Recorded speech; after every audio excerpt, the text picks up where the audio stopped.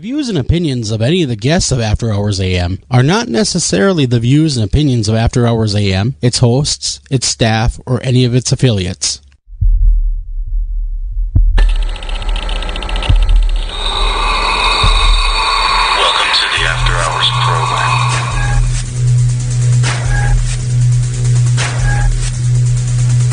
Are you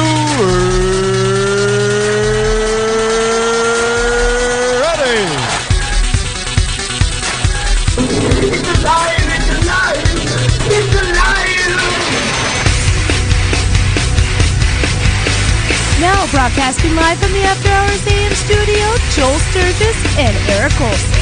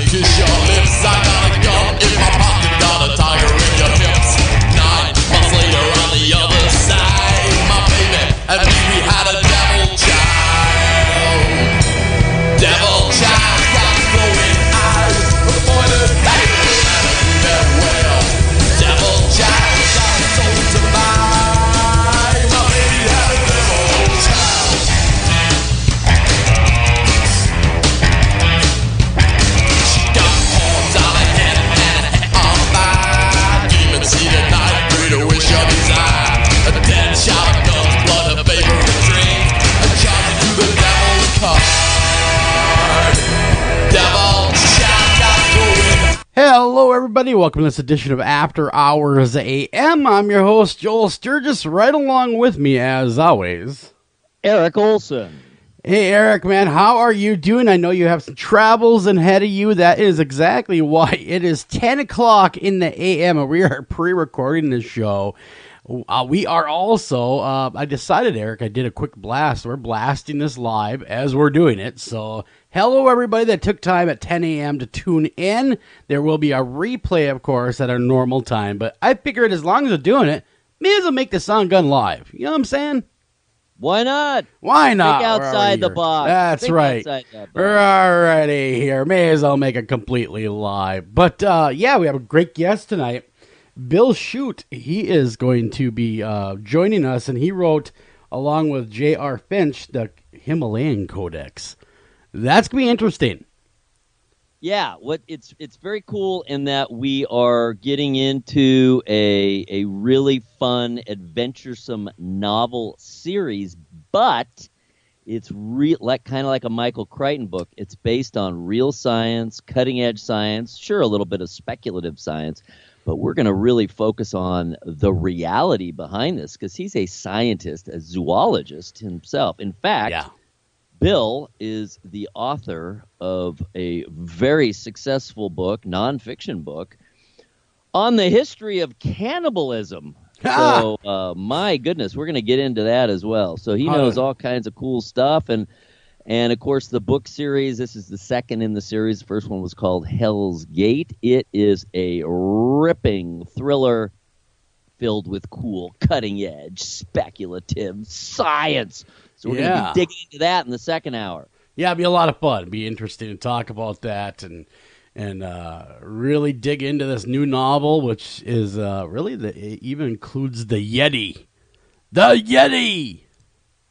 And we need more novels with Yetis. We do. It's sorely lacking in today's world. Let me tell you, I've had Yetis calling, to be honest with you.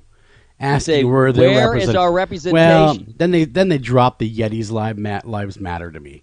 And I thought, okay, you guys have gone over the top of this. Another movement. Well, Another movement. Marching. They will be marching on zoos everywhere before you know it. Free our gorilla brethren. Free our gorilla brothers. Let them out. Let them come be with us. But yeah, no. Do not take down those Yeti statues. They fought hard for those statues. They did.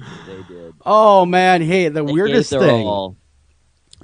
thing happened to me yesterday, and Facebook is really a strange place. It really is. So all of you know, most of you know anyway, that are on Facebook, that it's definitely a strange place. But I had a first happen to me on old Facebook. I was tried to be recruited by, get this, the Illuminati. Well, good for them. Exactly. This is the invitation that was sent out. This is an open invitation for you to become part of the world's biggest conglomerate and reach the peak of your career as we begin this year's recruitment drive. And our annual Feast of the Harvest is almost at hand. Do you agree to be a member of the Illuminati and the New World Order? My response, of course, back to him was, you know what? Thanks, but no thanks. I'm not much of a joiner, but good luck on your nefarious plans. Wow. Yeah. Well, good for you. You Well, were yeah. invited to a semi-exclusive It club. was semi. I mean, it's so semi that they're having a membership drive. Anyone could join, evidently. They're reaching out. The Illuminati used to be just for the elite, right? I mean, the We top of the thought so, top, yes. the upper echelon of society. Well, and they reached out to a lowly mid-level radio host. Wow. Well, they're keeping their options open. How far the mighty have fallen. Well, maybe they think you have reach beyond beyond the surface. I have no idea why they would reach out to me, because I don't strike myself as being Illuminati material. I don't know about you. That's my eyeball that's on the dollar bill. Huh? I was Yeah. gonna say that looked Yeah. really familiar. There you go. Yeah. Hey, No, I mean I'm already in the club, but I don't brag about well, it. I remember when they had the members only jackets. Remember those members Of only? course. And that was Yes. Illuminati. So if you saw some of the members only jacket, you could pretty much assume they're part of the Illuminati. Oh, you mean anyone who bought one of those? jackets? Anyone, because then after that you were a member, whether you knew it or not. You were joining. You were a member only. Members only. Exactly. Members only jackets. Oh, my Lord. I remember those back in the early 80s, late 70s. Oh, horrible, horrible, horrible. So, hey, Eric, how do you feel about clowns? I don't have the phobia, the fear, the knee-jerk reaction against them that a lot of people do. I hate clowns. I totally get the creepy aspect. We've actually dug pretty deeply into that concept and what are the underlying factors. The fact that you can't really see their face. It's kind of like a mask. But in a way, it's weirder even, or more uncanny. We enter the uncanny valley even than a mask because it's flexible. And we know that there is a person underneath. It's not a veneer. It's just a coloring, a treatment of the skin. So that's even weirder in a sense than a mask. So you have that element. You have the forced jollity that people find kind of strange and sort of scary. I get all that. I don't know. I just don't have it. I remember I grew up in a half generation before you, or actually I guess a whole generation before you. And, so we had Bozo the Clown and we had Ronald McDonald before he was considered super creepy. They were just regular old clowns. And we went to the circus, the circus still existed when we were kids. And so I don't really have that fear of clowns. That came along later. I think it really started with, of course, the John Wayne Gacy thing. It's not that it started then, but that's when it really came to the cultural surface in terms of creepy / killer clowns, and they have been a thing ever since. And now with the reboot of It, or with the movie, I should say, it's not technically a reboot because last time it was a TV series, but with that returning now in just a few weeks, actually, week and a half, that is going to completely drive all the clown fearers bonkers once again. Okay, well, anyhow, the reason why I bring that up, first off, I hate clowns, I hate birds. I just want to totally get that out there. In fact, I only eat chicken as a symbol of revenge. So, have you been assaulted by a clown as you were by a parrot? No, but they have scared me with candy and puppies and vans. So, that's a whole nother story. My mother used to say, "Don't trust a clown. You don't know what's behind that makeup." She ingrained that fear into me. But anyhow, much like most of my generation, we don't necessarily like clowns. But get this, you can own a hotel, Eric, that's dedicated just to clowns. Ah, I saw that. How many Yes. scary, creepy, or paranormal traits can be crammed into one location? Well, the Clown Hotel in Tonopah, Nevada. Tonopah. Oh, there you did it. Maybe near the top of the list. It's haunted. It has it's on a long stretch of lonely deserted highway. Of course it is. Why not? It's next door to a cemetery filled with graves of people. Well, what else would be filled with? Who died under mysterious circumstances. They're not cloning around with that. And of course, as the name suggests, it's filled top to bottom with hundreds and thousands of creepy ass clowns.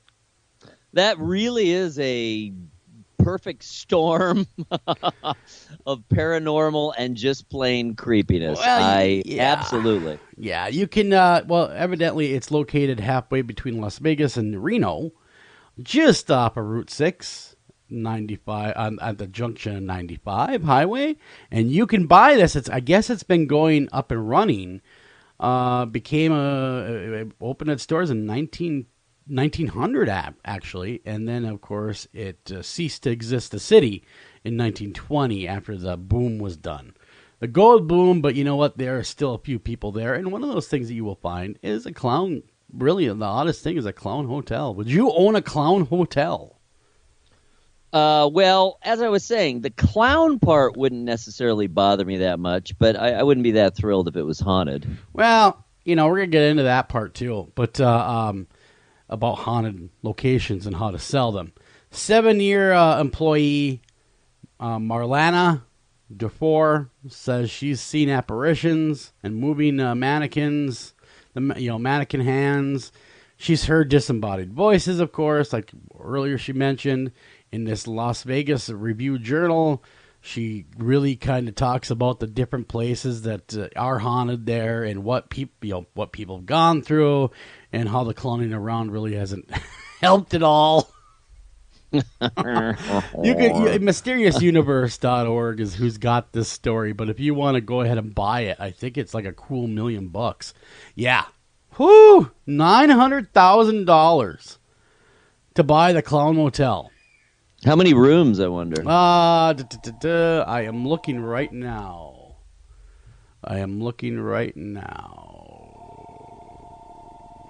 I'm sorry. I am in an office.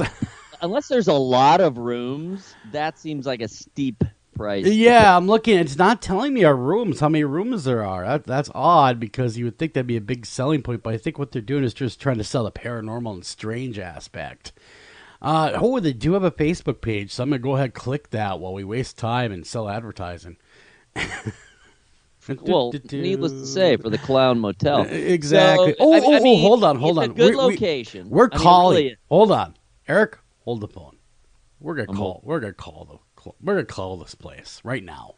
They have a number. That. They have a number. It's a good location because that's a fairly well-traveled road. It is between Reno and Vegas, so if there's not a whole lot else around, then it's, close to a monopoly. It's probably a pretty good place to stop along that road. I'm guessing it stays fairly busy. The weather's generally hot and good, so it's not like you're going through. Although I don't know what the elevation of Tonopah is, but I'm assuming it's kind of the high desert. So, I'm guessing it's a reasonably good business thing. I'm not sure I would want to. If I were to buy it for the $900,000, I'd probably make a lower offer. Sure. Excuse me, guys, while I dial this number. Get rid of the damn clowns. Well, that's my thinking, too, but hold on. Sorry for obnoxious tone here, but we are going to add them into this call here and see if they are willing to talk with us about it. That's what I think we should do. What do you think, Eric? Should we call the clowns? Yeah, and see what they have to say already. Clowns will talk. Let's do this. Let's go ahead. We're gonna do the clowns and have them tell us exactly why they're charging almost $1 million for a hotel and how many rooms are in the hotel. That'd be pertinent information to know as well, so we could better serve our listeners. How's that sound? Let's do that right now, guys. Hold tight. Here we go. We are calling the one and only Clown Motel.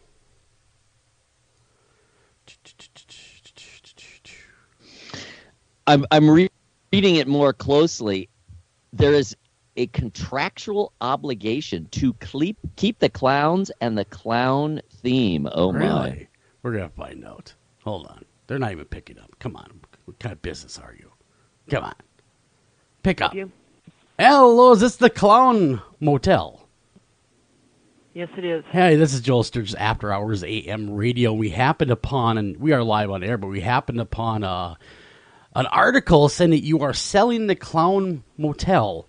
And one thing we had a question on is how many rooms are in the Clown Motel? 32. 32 rooms. That answers that, right, Eric? Yeah, that's big. So, that's quite a few. Being that we have you on the horn, and we were reading this, it was really intriguing our audience. What kind of, didn't really discuss a whole lot in the article that we were reading. What kind of activity, paranormal-wise, does take place at the Clown Motel? Well, you'll have to call back and talk to the owner, okay? Oh, she hung up on us. Shut down. Of course, remember, it's either 8:15 or 9:15 in the morning. What? Come on. I can't believe she just completely shut down on us. You got to click. That was a little sour. That was very so. As soon as she found out what we were calling for, I bet she thought we were going to buy it. She's like, oh, well, I'll talk to you if you got money. I see how it is, I don't Clown think she Motel. wanted to have anything to do with it. No, I'll tell you what, Clown Motel. You think you're high and mighty now, but you just wait. You just wait. Again, if you want to call the Clown Motel yourself, the number is 775-482-5920, 775-482-5920. If you are interested in owning a piece of paranormal history, which I'm surprised that someone like Zach Baggins hasn't picked it up yet. Going, hey, I'll buy that. Well, remember, he really, really hates clowns. So I don't think he's going to be picking that. You're saying that he's a self-hating clown? What? Well, such a thing exists, you know. He really shouldn't hate himself. I know he shouldn't. Well, we have heard many times of his disregard for clowns. So anyhow, a lot of the moving along here after our unceremonious hang-up by the Clown Motel. We didn't get much out of that. No. We did get the 32 rooms. We did get that, but she was in no mood. She's a salty, salty lady. I'm going to go on Yelp, and I'm going to write a bad review. I didn't think she was terribly friendly. I'm going to go on well. Yelp and say, your customer service needs help. Yeah, it does. Just kidding. I'm sure. I'd have to agree with that. I'm sure that we're the last people they wanted to hear from. All right, now I was asked just the other day by quite a few listeners, because we kind of covered this on the Tuesday show, but not real in depth. Do you have to, when selling your home and you believe it to be haunted, do you have to disclose that during the sale? What do you think, Eric?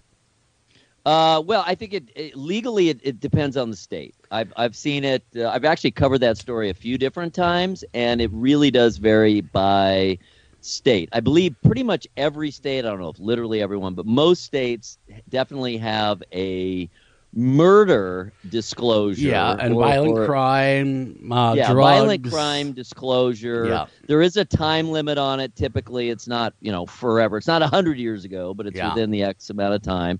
And but I think there are a few states anyway, and I believe New York is one of them, and maybe California, where you are supposed to disclose activity of that kind. And what's so interesting is it's always, at least until recently, in a family home anyway, it's always perceived as that would be a negative thing to reveil, that would suppress the price. I suppose it depends on the buyer. These days, it seems to be heading the other way, I was going to say, someone died several people have died in my home. It was built in 1898. Sure. Lots of families have lived here. People have gotten old and passed away, died in their home, which I plan to do as well because I don't want to die in some nursing home somewhere. So I respect that. I really do. But you're a homeowner and you love your home. Where else could you think to be better than to pass away at home? Really, when you think about it. Anyhow, the question was asked to me by a few people that do listen to this radio show that are selling their homes, and they do believe their home is be haunted. I did some digging, talked to a few people, even went so far as to call the federal government, yes, that government, and asked them if there are any laws on the books regarding federally when it comes to selling property, real estate in the United States. Is there any federal law that says that you have to disclose the chances of it being haunted? Of course, after a snicker, which I was expecting, there is no law. Now, the only law that there is, of course, was the Ghostbuster ruling in New York that I could find anyway, that was put out there, and that was brought to my attention mainly because our good bud over there that we've interviewed before, Michael Warden, chimed in and said, "Oh yeah, no, they're here in New York. There is the Ghostbuster rule that if you believe it to be haunted, you have to disclose it in New York." Well, that is the only place that I could actually find a hard and fast, you have to do this when you're selling the home. That's the only place I found that was in that case, and it was one time in New York where they had to disclose the presence of the paranormal. I guess maybe it comes down to buyer beware. What do you think? Yeah, I think what we're doing is we're kind of narrowing it down to specifically the paranormal, whereas I think it's much more common, as we were just saying, across the nation, that states have laws about revealing the violent crime. So I think the assumption is for a lot of people, well, if there was violent crime, in other words, why would you have to reveal that? Well, certainly one of the reasons would be the expectation that might have generated some sort of negative energy and or paranormal activity. Because why else would you need to know that? Well, and James Riggs, a good friend of ours at the Strange Things Radio, actually happens to be a realtor in Florida. And he also says that there is no law at all in Florida. You do not have to disclose a murder or a death in a home in Florida. Huh. All right. Well, that makes sense. Also, we thought it was not a universal kind of thing. Yeah. But again, what's interesting, I think, at least on a side note, is in the past, it's basically always been perceived that revealing such a thing would be negative. I think these days, with the spread of paranormal media, with a much higher awareness that these things do go on, that there are places you can go to investigate, et cetera, et cetera, et cetera, and that it's potentially, at least it's possible. Moneymaker, man, a moneymaker. That there's money to be made. That's what I was going to say. I'm telling you, man, if I had a haunted house, like flat out, like if I could find the second coming of Belisca house, I would still be snatching that up. They got that for like $4,000. All right? That's how much they bought that house for. It's not a real impressive dwelling. No, it's very, very tiny. It's claustrophobic. But man, they're charging like $500 a group to go in there for a night. And think about it. I do, and because it has that name, because it has a high awareness, I'm sure they're getting it. And they're making $134,000 a year on the paranormal out of that little crappy house. That's impressive. That is impressive. Come on, a $4,000 investment, you're going to make $132,000 a year.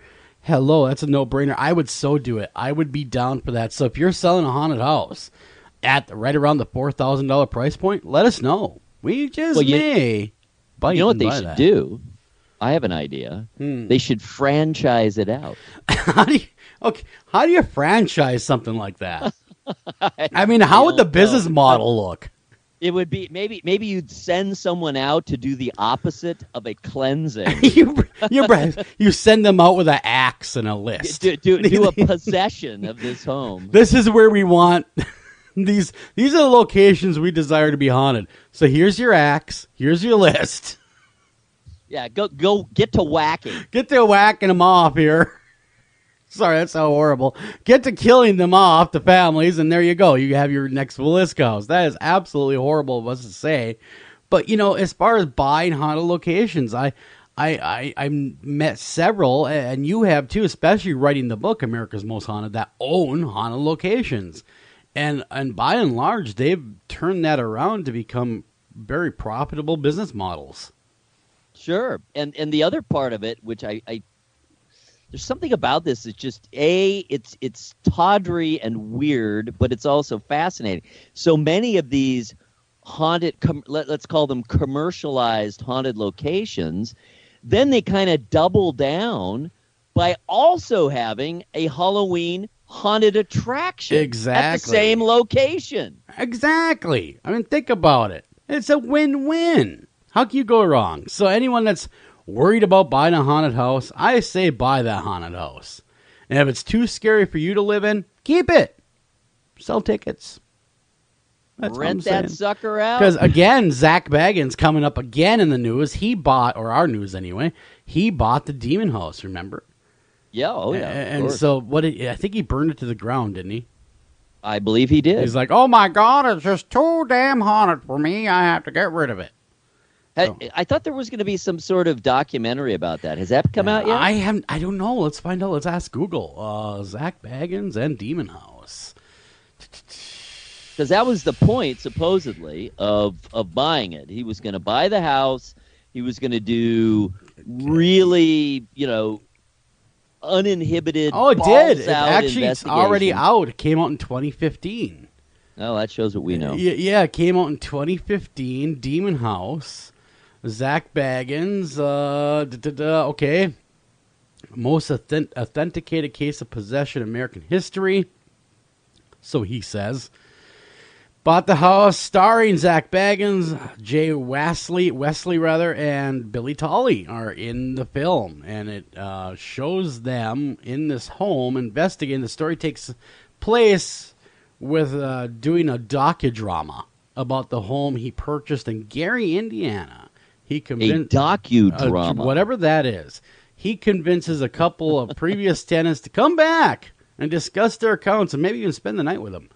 And all the frightening ordeals that they endured during their stay in the home. Boy, that is not sensationalism or not what, huh, man? I mean, that's, wow.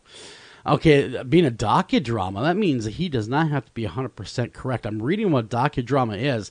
It's a really, really cool way to say based on a true story. Exactly. That's exactly right. A woman allegedly becomes possessed and begins to speak in tongues following the extreme amount of activity documented, and production had to be halted. Why, you ask? Because it's too darn haunted. But the movie has been finished 1 year later, and boy, are you in for an edge-of-your-seat demonic thrill ride with Zach Baggins in quotations. Of course. So in other words, there's a lot of recreation in it? Yeah. Docudrama is definitely, that's just another way of saying, hey, based on a true story. So you got Zach Baggins, that's Jay Wesley, you got Billy Tolley, all running around this little house, basically, in Gary, Indiana, trying to scare themselves. And they somehow got the people that once lived there to come in and recreate their own paranormal terror. Ah, so at least it was the original victim. Yeah, well, I suppose there's some money involved. Come on. Maybe. If someone said, hey, I'll give you $5,000 if you come back here and act like an idiot. Wow. I'm just saying, because I'm looking at the clips now and silently, and I'm reading the subtitles because there's a trailer involved, and wow, let's just say it is not Oscar worthy.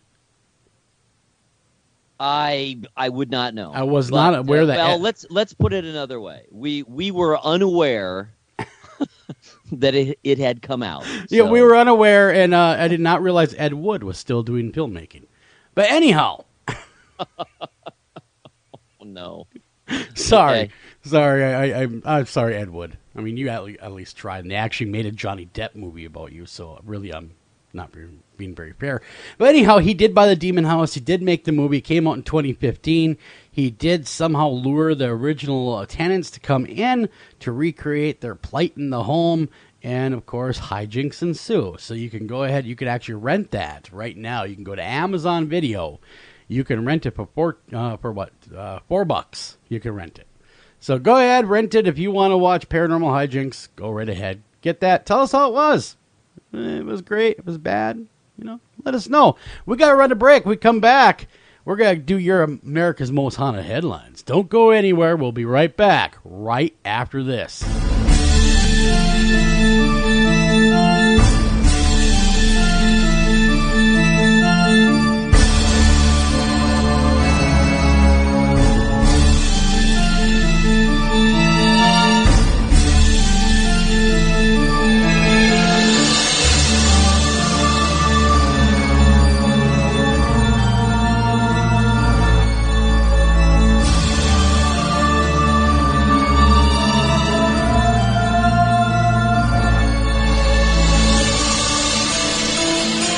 After Hours AM will be right back after these messages. Ranger Station, Ranger speaking. Yeah, hi. I'd like to report a bear sighting. Location. My backyard. Oh, your backyard. Try telling a bear that. I did, and this bear talked back. Talking bear, that's rich. No, wait, it was Smokey Bear. Smokey. Why didn't you say so? I did say so. Continue. I was burning yard waste. No, boy. He told me to burn legally and responsibly, and to remember that if it's too hot to touch, it's too hot to leave. And as always, he's right. You know, 9 out of 10 wildfires are caused by humans. That means 9 out of 10 wildfires can be prevented. Yeah, I know that now. Thanks to me. Actually, thanks to Smokey. As usual, the talking bear gets all the credit. Get your Smokey on. Always burn responsibly and contact your local fire department for open burning regulations. Because 9 out of 10 wildfires can be prevented. Brought to you by Smokey Bear, the U.S. Forest Service, your state forester, and the Ad Council. Learn more at smokeybear.com. Only you can prevent wildfires. This is Jen McGowan, founder of Wayward Souls Promotions, a company dedicated to helping individuals, teams, radio shows, and others that are seeking exposure for their individual events, conventions, and shows. We offer a wide variety of advertising, such as web-based article, social media posts, podcast advertisement, and so on. Contact us at paranormalpromotion@gmail.com, visit us on Facebook at Wayward Souls Promotions, and visit our website at www.waywardsoulspromotions.com. Welcome back to After Hours AM.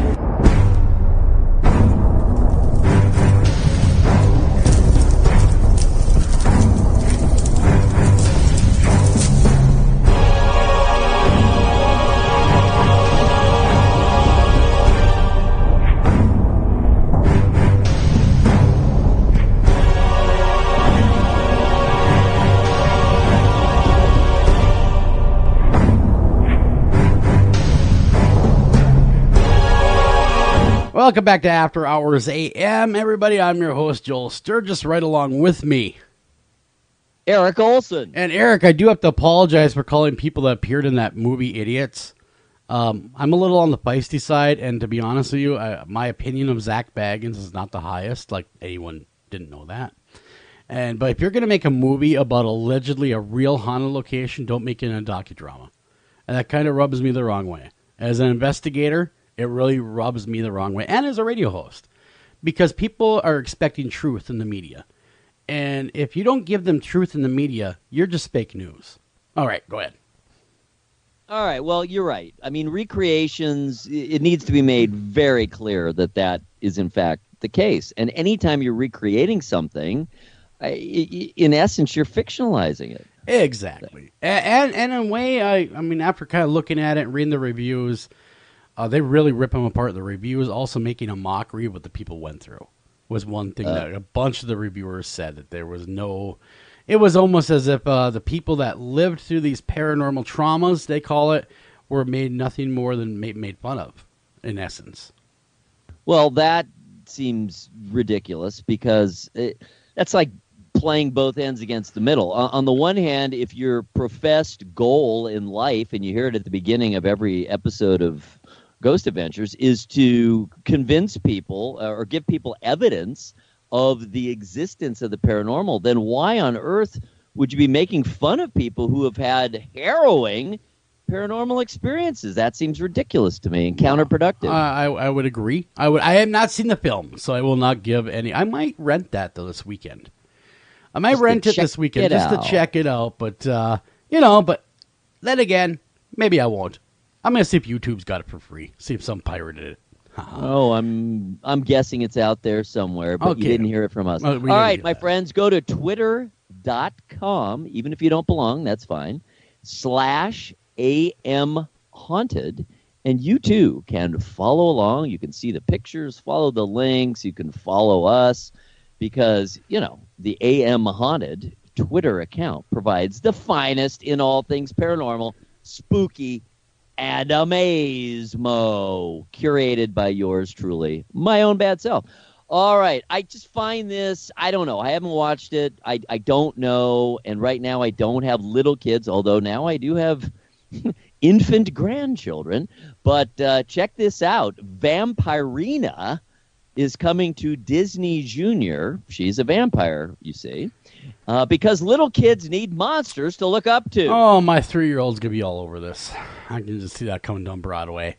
Daddy, let's watch Vampirina. I don't want to. Come on. Yes. She and the write-up on it is the description. She and her family have moved from Transylvania to Pennsylvania, and they have to adjust. You know, like you, I'm sure when you had small children, you got stuck watching programming you necessarily did not want to watch. Well, So, sure. You know, that's just part of the gig. And I will watch it with a bowl of popcorn and go, yep, sure was great, honey. Yep, great show. Okay, moving along. At least they're being exposed to monsters at a young age. That is true. I like to expose them to horrible, horrible, grotesque figures of paranormal early and often. Well, thank goodness. All right. Someone's got to do it.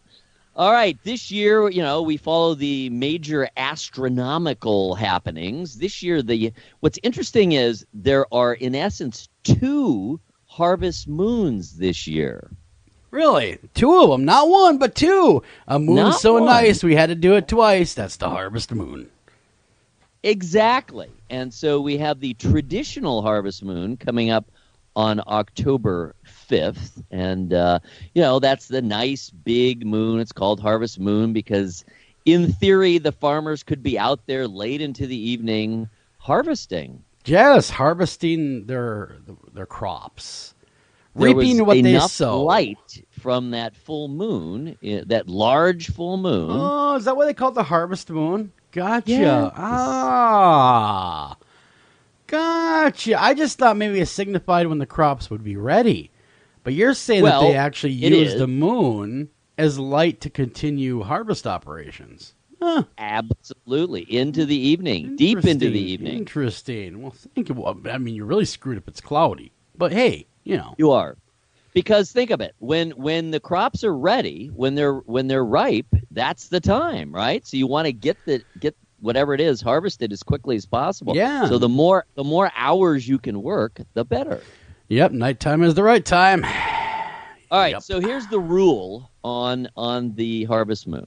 Okay. In the northern hemisphere, we call the closest full moon to the autumn equinox, that's the harvest moon. Why so many rules?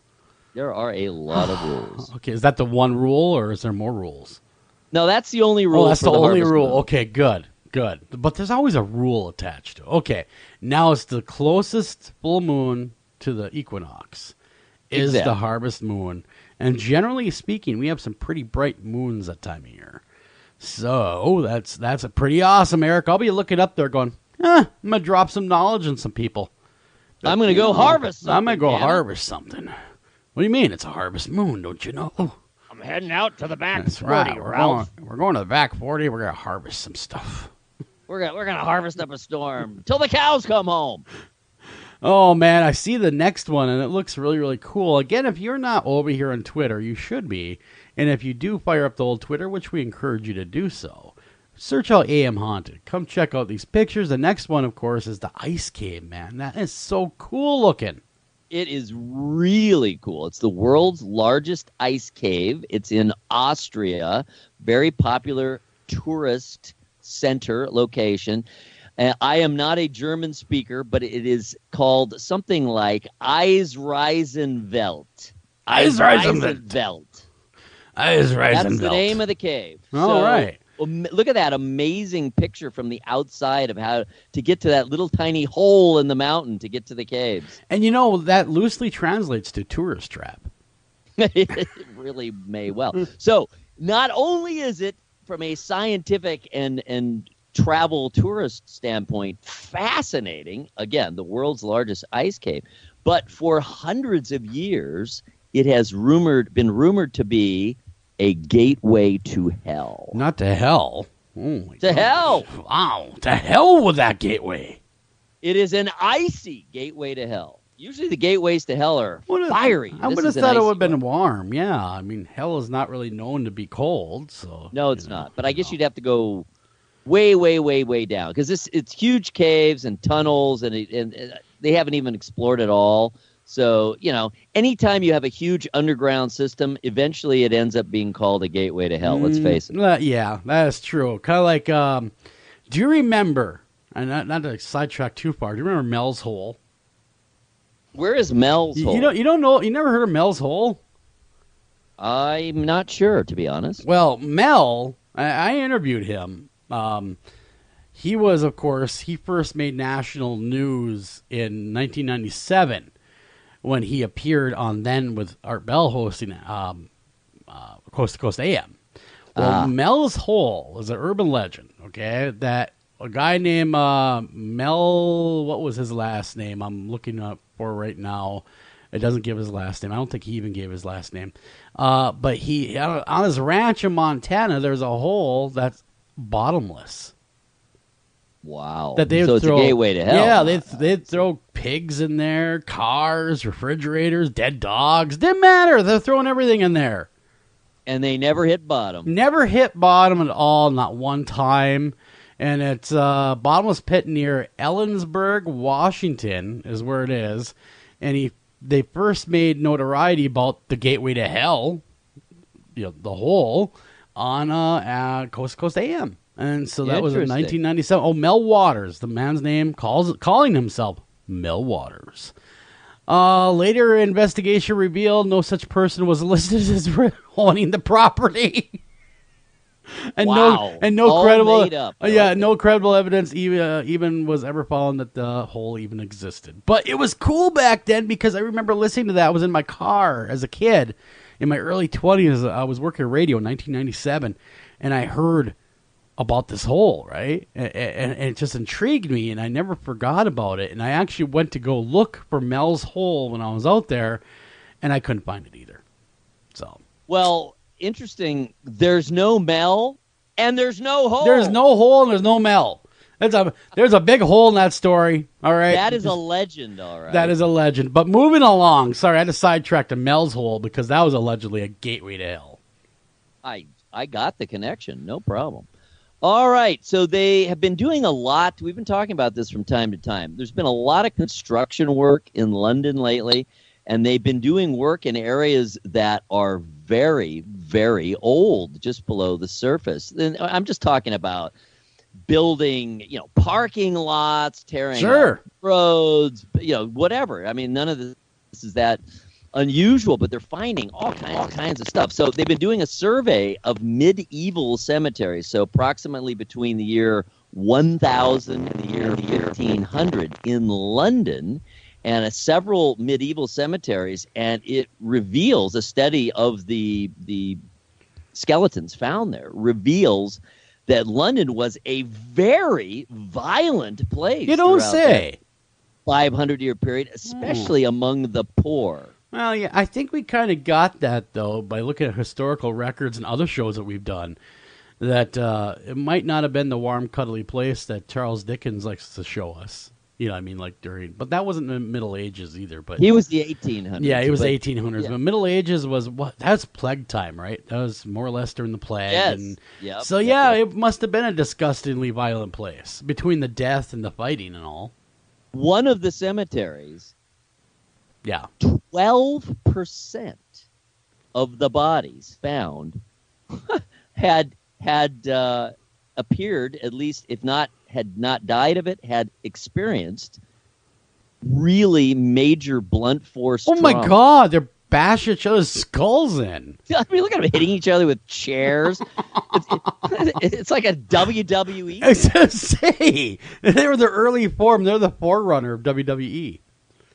So apparently many disputes, perhaps even most disputes, were settled by what they're calling brawling. Brawling. All you need is a sturdy club and a good helmet, and you can fight back. Yeah. So even London, which is, considered relatively sophisticated place, it was a very violent world for that 500-year period. Wow. Not cool. Not cool at all. I would not want to live back then. No thanks. All right. Well, very few figures in the broadly speaking paranormal terrain that we cover on the show, very few figures are more popular or more important than Edgar Allan Poe. And here is a new. It's a theatrical experience, but it's not just a play. It's an immersive paranormal experience, and it's called The Cooping Theory. Who Killed Edgar Allan Poe? And it's coming to a theater in Brooklyn throughout October. That sounds like a really cool show. I thought you were going to say Poe the musical. Poe the music coming to Broadway with the book and lyrics by our friends from Midnight Syndicate. the Book of Mormon. You know? Yeah, exactly. Very cool though. South Park, the creators of South Park. Yeah, bring you. And the theater is, just to let you know, it's at the Poseidon Theater in Brooklyn. Huh. I wonder if it's the same people that wrote Cannibalism. What's Eating You? Yeah. But it looks like a really fun, cool show. And it's like a dinner theater experience. Only 30 people, only 30 guests at a time. Very small, intimate gathering. Immersive and interactive. Yeah. Very, very cool. Check it out. I would say so. Check it out. All right, man. What's next? All right. One of our favorite horror film festivals is in L.A. every year. It's been going on for a number of years now. It's called Screamfest L.A., and they just announced their lineup, or at least the first tier of films, and that's coming to Hollywood October 10th to 19th, and that will include the premiere of Leatherface, which neither of us are necessarily all that sold on. Oh, Leatherface? No, I don't know. You know, I have a 17-year-old, or going to be 17-year-old daughter, and she came up to me the other day and said, "None of your old movies could scare me. I have seen so many horror movies that are not scary." And that was exactly what she said. And I said, you ever heard of a little movie called Texas Chainsaw Massacre? Dad, I saw the remake. Oh, I said, no. Have you seen the original Texas Chainsaw Massacre? Yeah. No. I said, well, cue that beautiful bean footage. And so I fired up the original Texas Chainsaw Massacre. The girl almost urinated herself. God bless her. She almost peed herself right there. She's like, "Oh my God, I can't look. And I said, "Really? These old movies don't scare you at all. What are you hiding from? What are you hiding from?" And what's funny is during that movie, the original Texas Chainsaw Massacre movie, and the reason why I bring this up because we did lose Toby Hooper recently, by the way. Just lost him, yeah. And I had a chance to talk with Toby years ago, and of course, where he got the idea from Texas Chainsaw Massacre was he was standing in line at a Sears store, and where he was standing in line, the line was so long that it stretched all the way back to the chainsaws. And he was thinking to himself, man, if I just grab one of those chainsaws and cut these people in half and get to the front, I'd have it made. And that's exactly where his whoa, wait a minute, light bulb above the head, and that's where that came from. But it also, get this, had the least blood. There's really not very much blood in that movie. People always associate that movie with being horribly bloody. The opposite. If you go back, you watch it, there's like next to no blood in the movie. It's like Psycho. Yeah, it's all what you thought you saw. Right, exactly. And so, after she'd watched Texas Chainsaw Massacre, and I thoroughly messed with her head because the movie messed with her head, rather, especially the hitchhiker cutting himself in the beginning. She didn't like that. She's like, oh my God, the guy just cut himself. Yeah, 1970s, baby. Come on. That's what they all did. Yeah. Anyhow, that movie still holds up. Now, Leatherface, I'm not looking forward to watching it all. I've watched all the Texas Chainsaw Massacres, even the one with Matthew McConaughey and Renee Zellweger, which sucked. Do not ever watch that movie. But I will not. I refuse to watch Leatherface. I will maybe if it hits Netflix, then possibly. But I just can't bring myself to do it. How about you, sir? It's just another origin story. It's another way to milk it. I'm maybe not quite as negative in advance, but I'm not terribly hopeful either. No. I mean, they cannot recapture the 1970s Texas Chainsaw Massacre. No, I mean, it is still. I've been, since Hooper died, I've been reading all kinds of assessments, of his career and in particular of that film, because that is the essence of it. Although Poltergeist was a pretty big deal too. But that was like one of the, not to cut you up, but Texas Chainsaw Massacre is one of the biggest independent films of all time.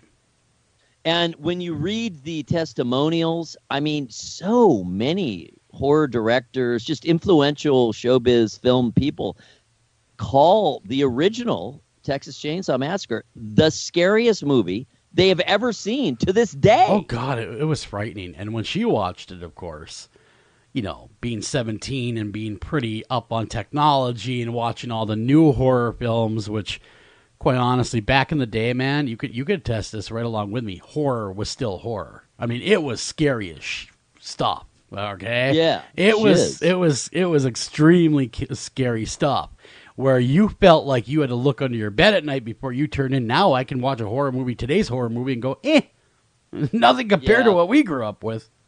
I agree with you entirely that if a film can make you think you saw much worse things than you actually saw, that's success. Yeah. Yeah, that is success. Oh, Psycho did it. Exactly. I mean, you know, Psycho always cites this horrible, horrible, bloody, terrible movie. Actually, no. I mean, of course, they showed the blood around the drain, but that was about it. I mean, outside it's very of that, artful. It's very artful. It's not just explicit. And, you know, there's a lot of horror buffs who really, that's what they want. They want the gore. They want the real grindhouse stuff. They want the blood and guts. But while there's certainly a visceral reaction to that, and that can be terrifying and horrifying, it also kind of feels like overkill very quickly. Yeah. Well, you know, and then what I did is I wasn't done with her little exposure to old school horror. I threw in the original Friday the 13th next. Ooh. You know, which exactly, and then the original Nightmare on Elm Street. Now, this is the stuff that is why your horror sucks so bad, because it stands next to this stuff. Yeah, I mean, that was at the time pioneering. Yeah, I mean, that was pioneering filmmaking.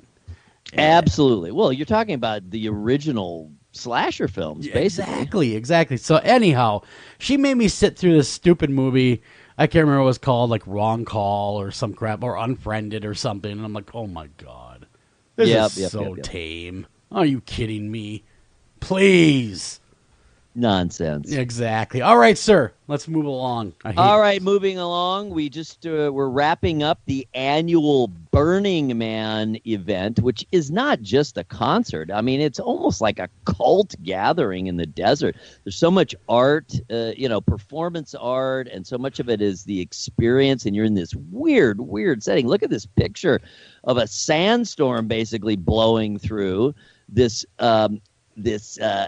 what is this performance art piece where we're seeing this heart being held up by skeletons and whatnot, and this woman is hanging from the center of the heart. Anyway, there's a really cool gallery. If you click through the gallery to the Guardian, you can see all kinds of pictures from this year's Burning Man, which sounds like it was another ripper. Every time I hear Burning Man, I think of VD. Maybe that's where it began. Maybe that was the origin story. Well, do you remember when our kids are like, hey, man, if you're burning, you got to go see a doctor? Oh, well, obviously. Yeah, you know. I'm saying. And I grew up in that era. Exactly. I tell you. All right. I will not veer us anywhere else. Go ahead. Making a visit to the Cleveland Free Clinic. I remember it well. Penicillin and a sucker. I think I'm heading now. Hey, Mom, I'm heading to the free clinic. I'll be back later. Beth was not as clean as she claimed. All right, dear. Drive safely. Wow. Why do you think while I'm down there, Mom? Need anything while I'm out? Need the antibiotics? So that era. Yes, absolutely. Yep. I get you. All right, so coming out in September, we have two really big, high-profile horror movies, and they are, of course, the It movie, which is now being projected. They keep revising their projections upward. They're now saying it could gross, in the U.S. alone, over $60 million its opening weekend. You know, but there could be a backlash when people do that and they go, oh, my God, the best film ever? Usually means it's the worst film ever. It is getting very good preliminary reviews. Yeah, and people are and saying plus, it is really, really scary and disturbing. And maybe, and our public is kind of fickle. And if you thump your chest saying you're the best, they might not even show up. They might be like, really? We'll show you. We're not going to go see it. You're right. It's possible. But all the projections are that this whole very involved marketing campaign in advance of the film does seem to be working. The other horror movie, which has such an odd description, it's called Mother, and it's starring Jennifer Lawrence as a very, very young wife, like 20 years younger, I would guesstimate. Jennifer Lawrence. I'm saying. Exactly. And she's played all different ages. Oh, yeah. She was great already, but she herself is still very young. So the director is Darren Aronofsky, who's a very arty kind of horror-ish, has done horror-ish things in the past. And so that Mother film is coming out later in the month. It is September 8th. Mother is September 15th. And her husband is Javier Bardem, so he's much older than she is. Exactly. And they are visited by another couple, much older, Ed Harris and Michelle Pfeiffer. And it just looks really bizarre in the trailer. Among the things tossed out in the intense trailer are screaming hordes, exploding light bulbs covered in blood, and spreading waves of instant decay. Wow, man, that sounds horrible. And, one thing I got to add here is we are live, of course, and a lot of listeners have made their way to come join us at my time, 10:56 a.m. And one of our listeners just popped in Facebook really for a question directly to you because they're assuming I'm too young to remember this. They want your thoughts on the movie back in the day of Burnt Offerings. What did you think of Burnt Offerings? Did you believe it to be as scary as the hype back in the day? Because he was comparing that movie to the hype around it. Because I guess back then there was a lot of hype around that movie. I guess you're going to have to explain that one. That is a very good question. I did see it. I remember seeing it, but I have not seen that movie. Probably since right around, within the year of when it came out. So I don't have a really fresh memory. I do remember that's more on the demonic side of things and the exorcism side of things. And it just seems like anytime you have a film that does get into the demonic, that there's a certain segment of the population, and I frankly would have to include myself, and I know my wife for sure, just terrified of the implications. It's not even so much the execution in a film, but it's the implications. Because really, if you do have a religious background, I mean, let's think about it. If there's demons or possession involved, that is your immortal soul is imperiled. Very true. Yeah, kind of like The Exorcist, why that hit such a primal level then with people. It really when did. That was out. And if people, when you look at these surveys, if people don't say that the Texas Chainsaw Massacre is the scariest movie of all time, they say The Exorcist was. You're right. And they both occurred in the 70s. The movies are both filmed. I think Burnt Offerings, I was maybe too young. That must have been a 1970s film as well. 1976. Because I do remember seeing it later on back in the day on Betamax. And a buddy of mine had it on Beta. His mom had it on Betamax. And I did watch it. It was actually kind of a scary little flick. But, I now I'm remembering more because, of course, I'm looking it up. Sure. What a cast. And it was a Dan Curtis movie, and he was super big at the time. It starred Karen Black, Oliver Reed, Betty Davis, Burgess Meredith, Eileen Heckart. I mean, that was a stacked. That's star-studded right there. It really was. 1976. The basic plot: a family moves into an old haunted house that regenerates itself by feeding off the life force of its injured occupants. So it's the house itself. Yes, I'm now remembering this. They did kind of a take-up on that on this previous year Doctor Who, where the house was regenerating itself. Or Rose Red. Feeding off. I'm going to have to Great question. Thank you to whoever brought that up. Yeah. I got to go back and watch the movie again now. That was Bill Hanna over there. He weighed in. Thanks, Bill. And he want to know your thoughts because he's roughly your age, he said. And he remembers burnt offerings being a big deal back in the day. And so thanks again, everyone that did make it an effort to come tune in this morning with us. And we will be playing this again, of course, tonight. So all our normal audience will be able to catch it, but we also enjoy you guys as well. So thanks a ton. We'll be right back with our guests. Don't go anywhere. We'll be right back right after this.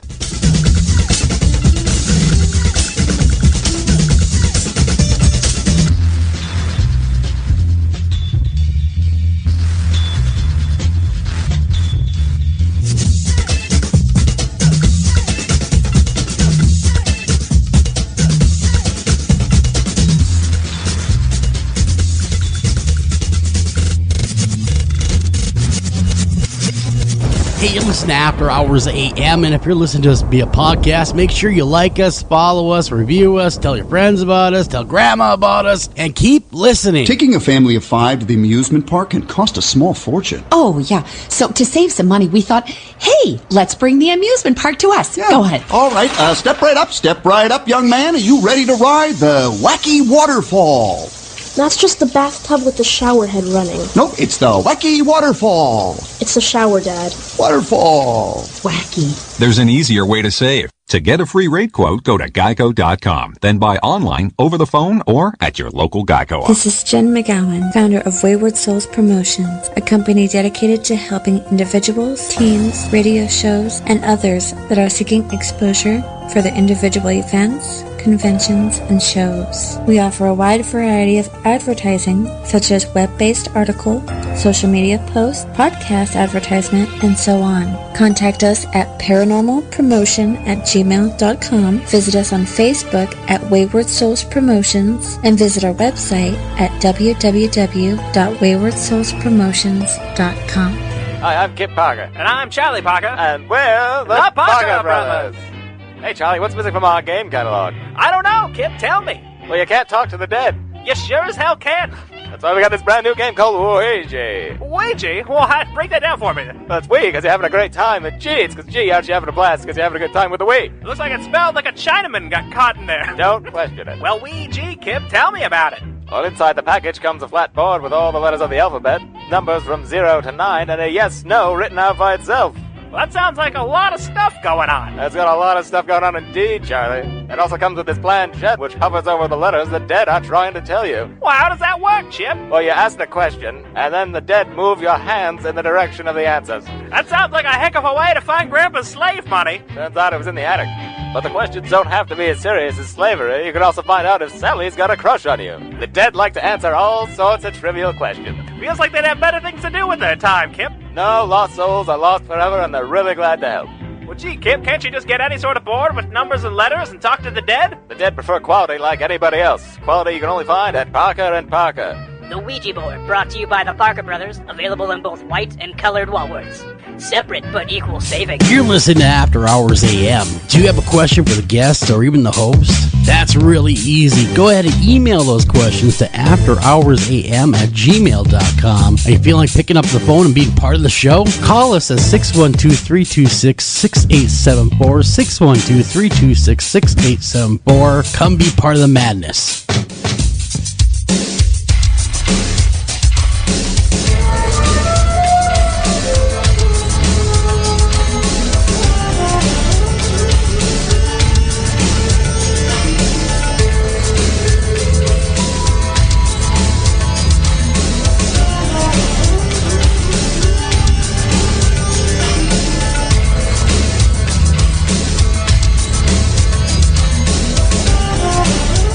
And good afternoon, good evening, wherever you are. Welcome back to After Hours AM.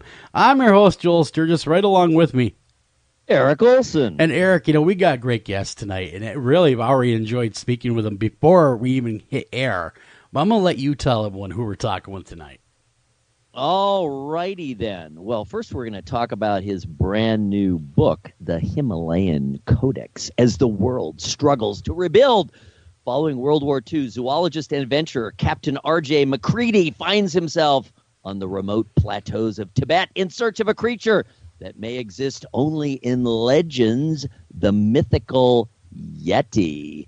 It's 1946. Though he's haunted by his time spent in the wilds of Brazil, zoologist and adventurer Captain R.J. MacCready agrees to a mission into the mountain valleys of the Tibetan Plateau, believing he's being sent to examine some recently discovered mammoth bones. But when he arrives, Mac realizes that the actual discovery is a codex written by Pliny the Elder. Not Pliny the Elder! Why is it never Pliny the Younger? A book as dangerous as it is fascinating. Pliny writes of having discovered a new race of ancestral humans, a divergent species that inspired the myths of the Yeti with a powerful secret, the ability to speed up the evolutionary process.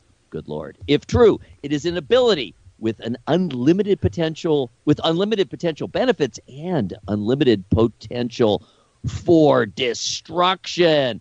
And the primary author, of course, is our guest, Bill Schutt. He is a vertebrate zoologist, professor of biology, and author. He is a research associate at the American Museum of Natural History and a professor of biology at LIU Post. His first book, Dark Banquet, Blood and the Curious Lives of Blood-Feeding Creatures, was critically acclaimed by E.O. Wilson, the New York Times, and, of course, Alice Cooper.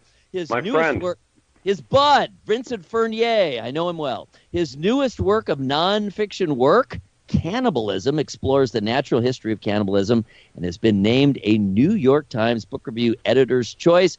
Bill lives with his wife and son on the east end of Long Island. Welcome to the program, Bill Schutt. Wow, what a great introduction. Thanks. It's terrific to be here. Yeah, he is the best in the business. Eric, once again, knocked her out of the park. But Bill, talk about cannibalism just really quick. I always wanted someone to write a book called Cannibalism, What's Eating You? But no one ever has. No one's ever taken my advice to do that. But very cool. We will get to that, of course, that subject matter. But mainly, let's talk about the Himalayan Codex. So how did this book come about? I know it's a series. I know Hell's Gate, and now we have the Himalayan Codex. They're really well written. I mean, it's a story. I mean, it's a really damn good story. But you also did something really cool in it. You infused real science. And that was hard. That was a lot of fun. Because I do write nonfictions, and to be able to go back in time, the 1940s are, to me, a fascinating period. I've always been a World War II buff, and to be able to take this, so this is before the digital age, of course. It's before cell phones, and things were simpler back then. To take this zoologist into these neat places, dangerous, and deal with some scary critters. And I've always been into cryptozoology, and so I was able to sort of expand that into this series. So we talked about vampire bats in Hell's Gate. And these creatures actually existed. They were a large-sized vampire bat that probably died out a couple of thousand years ago. So we were able to look at these creatures from a zoological viewpoint rather than just having them run around and slaughter everybody and be mindless. And then we thought to ourselves, well, the Yeti really haven't been done in a way, in our mind, that where you could actually think that that a scientist was describing these species. So that's what we tried to do. We tried to make them as real life as they could possibly be. If a zoologist found the Yeti, how would he report it? What would they be like? What would their behavior be like? What would they smell like? Yeah, we've actually covered we've had a lot of cryptozoologists on the show. I mean, hundreds, I'd swear. We've had everyone from Lauren Coleman on to the guys from Finding Bigfoot to you name it, and they all swear up and down that there is a Bigfoot out there. That in their minds, it's not if, it's when we find it. Yeah, I'm not so sure about that. I really wish that were true. I'm actually, as you mentioned, I'm a vertebrate biologist. I study bats for a living until I started writing these books. And now it's often studying cannibalism and things like that. But, from all of the evidence that I've seen, and not to throw a wrench into their hypotheses, but, things like the Loch Ness Monster, things like the Yeti, I just don't see the evidence to make a strong call either way. You need to find some bones out there. There's got to be somebody who's taken everyone with a camera now on their phone. you'd think that somebody would have got some really decent shots of the Loch Ness Monster or Yeti or the abominable, Bigfoot. Yeah. And it's just not there yet. So that really leads me to wonder. Me too. Now, the whole Loch Ness Monster thing, and we will get to the book, but we got to talk about the cryptozoology because this is a paranormal show after all on Thursdays. Gotcha. The whole Loch Ness Monster thing, I believe, comes down to really something really simple: waves. I think that people with grainy cameras from a distance were mistaking these large waves that often occur in Loch Ness as being humps of a serpent.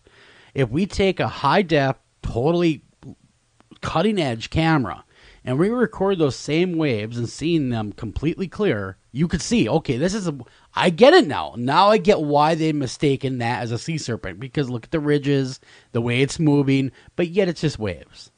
And so right. I think that's what's going on there. I worked with a guy at Cornell. A professor at Cornell, I thought, came up with a really interesting hypothesis for at least some of the sightings, and they've got some really large sturgeon in Loch Ness, and if they're mating at the surface, if you put two of these sort of head to tail, then you've got 12, 15 feet of what looks to be humps in the water. Sure. Well, yeah, exactly, Bill. I live in Minnesota, and we are the land of 10,000 lakes, and I've gone sturgeon fishing quite a bit, and I've caught 100, 150-pound sturgeon, and that's not uncommon. If you were not knowing any better, and you were somebody that wasn't learned on what these fish are, you could really make them into sea monsters. They are a nasty-looking critter. They really are.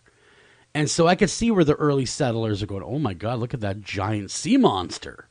Sure. I get that part. But today, though, there's still people out there beating the bushes or beating the lakes right now, looking for sea serpents that I don't want to, again, I don't want to rain on my own audience parade, but they're going to have to go long and far to prove to me the sea serpents are a viable creature out there. There's just nothing there. What a coincidence. That's the book I'm writing right now. The third book is about, the creatures in there are going to be the Kraken. I don't think it's going to be a surprise for very much longer. That's very cool, man. The Kraken, well, that's another cool thing, and I cannot release the Kraken. I know, I can't wait to read that one. But the Yeti, though, now getting back to the current book, of course, which is Himalayan Codex, we have our scientist. He goes up there, okay? Basically, he's a great character, and he's looking like everybody else to find, but he actually finds the Yeti in the book, right? I don't want to give too much. Am I giving away too much? Yeah, no. I mean, that's sort of a secondary reason why he goes up there is they find these. They've got these very strange and surprisingly recent bones of a mammoth. Yeah. But the real reason they're being sent up there is because there's a codex has been discovered, written by Pliny the Elder, in around 65 A.D., that describes a substance that he found on a trip to this region that, if you interpret it in modern terminology, speeds up the evolutionary process. Yeah. And realizing that this area that Tibet is about to be overrun by the Chinese, and with the Russians on hand as well, MacCready is sent in there to find out what this stuff is and either bring it back or destroy it. And what he finds up there is sort of reflected by the journey that Pliny took 2,000 years earlier. Well, I was going to say that your captain, R.J. MacCready, reminds me a lot of an Indiana Jones type character. He's been described as Indiana Jones of zoology. Yeah, I was going to say, kind of like a devil may care, caution of the wind, let's go on an adventure kind of guy. I'd like to run into, to be honest with you. Because really the stories and then going there in the book looking more for the bones of a mammoth and then running into, really by accident, the story of the Yeti, and it goes from there.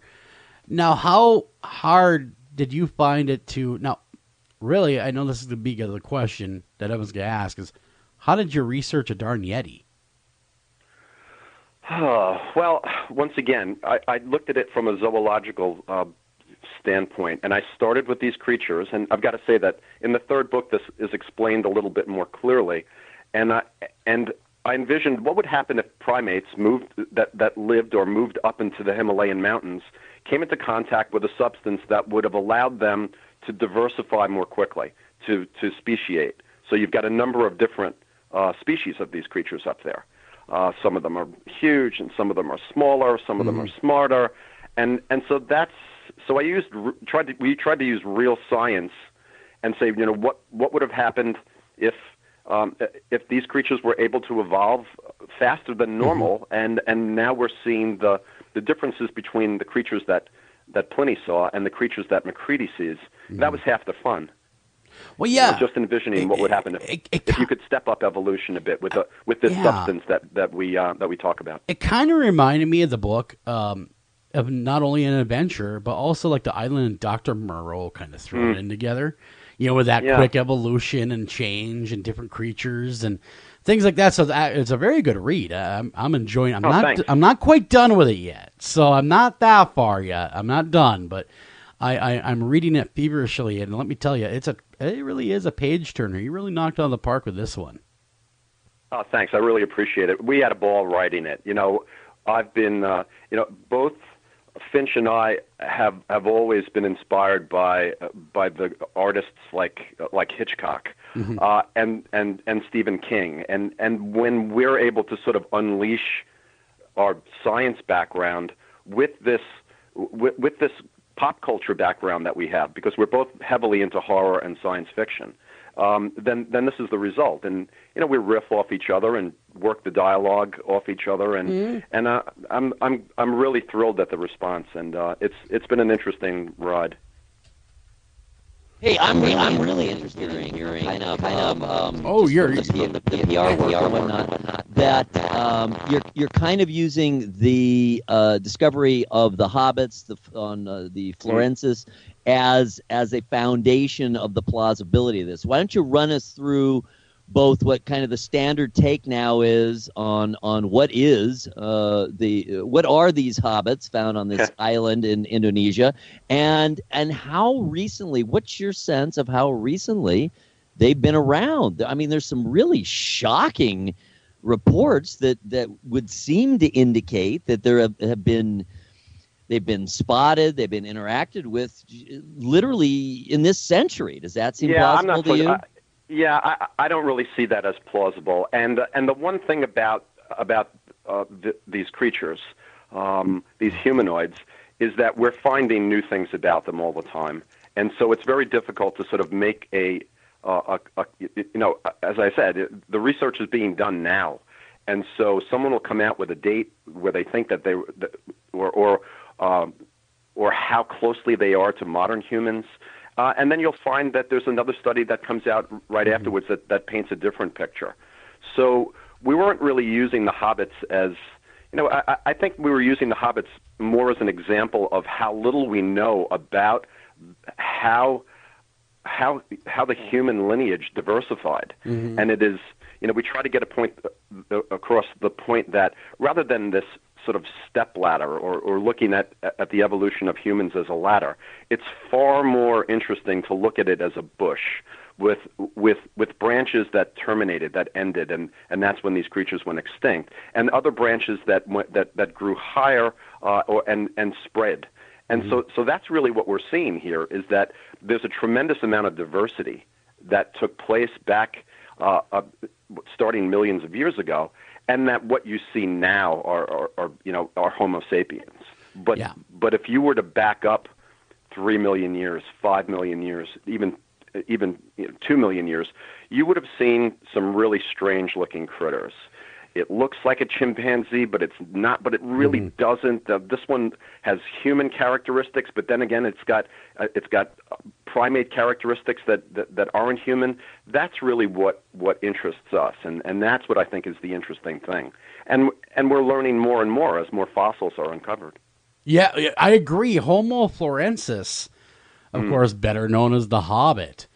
When that came out in 2003, when they discovered a lot of stuff, I remember it well because I was doing radio, and they had discovered fossils and things like that. Oh my God, there really were hobbits. What was your thoughts when that came out? Being a scientist, when that first broke, and these weird creatures that you've had a fascination with your entire life, really, like me and you and Eric and everybody else. What was your thinking as a scientist where you're like, holy crap, there really could be something real to this?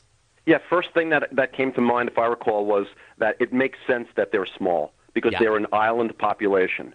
And you're going to find smaller versions, whether it's humans or whether it's elephants. Some of the last mammoths that ever existed were miniature sized, and they lived on an island, and they lived for long periods of time past when the other mammoths had gone extinct because they were isolated. And that's probably what happened here. You have less resources, so there's a selection pressure to be for smaller stature, and that's really the first thing that jumped out at me. It didn't sound like. Once they proved that it wasn't that they weren't looking at something pathological, that these were not, that it wasn't a disease or something genetic that made them small, then it really made sense, and it was really exciting to see that.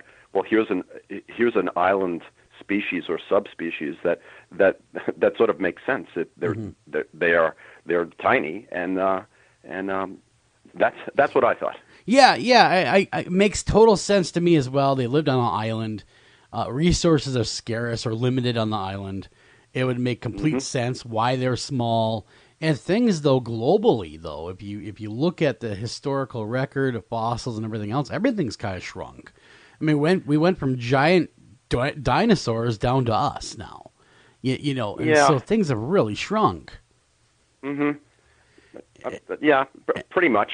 I mean, there's still gigantism, but now you're looking at, for example, if you look at the largest sharks, maybe 50, 60 years ago, you were going to find a lot more great whites that were 20-footers. You just don't find that now because man comes in and kills these animals. Sure. And a lot of that, they're easier to hunt if they're that big. They're easier to find. And so it probably pays in the long run, from an evolutionary perspective, for these creatures not to be so large, to be more stealthy, to be faster, to not be so, in ancient times you might have been able to get by with the fact that you were huge. That doesn't pay anymore. Well, exactly. Just because of being hunted by humans, for example. Exactly, because I have a 10-year-old son, and during Shark Week, oh my gosh, Megalodon. We were talking about the Megalodon, and he was just beside himself why these Megalodons aren't around so much anymore at all. And I said, because they're giant. Well, you would have thought that they would have just ate everything. I mean, his mind, bigger is better and stronger and faster. I said, no, but it makes a bigger target. Yeah, and if so for example, in Hell's Gate, we deal with the last 100 of these gigantic vampire bats, which really existed, and they actually existed in the United States. This is Desmodus draculae. Great species name, and they existed. They were able to be that large because of the Pleistocene megafauna. You had these large mammals traipsing around that were that these creatures were able to feed on. And when they went extinct, primarily because of climate changes, some people will argue that humans were involved. When these large creatures went extinct, then there was no way for these large vampire bats to get enough blood every day to survive. Because vampire bats feed on nothing but blood. They don't drink water, they don't eat seeds, they don't eat meat.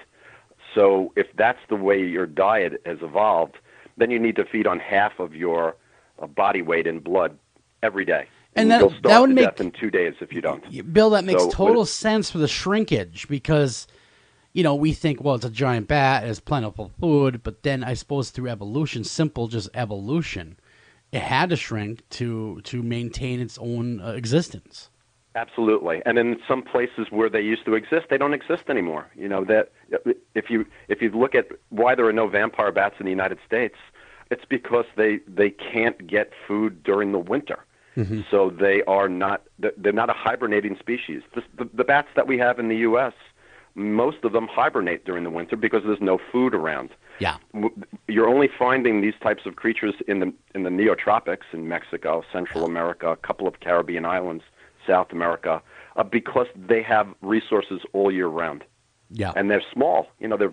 Well, yeah. I mean, it's funny you should mention that because we're in our backyard, and I like to get the kids outside, and we're around the campfire in our backyard. We live in a small town, so we can have that kind of stuff, fires and stuff like that.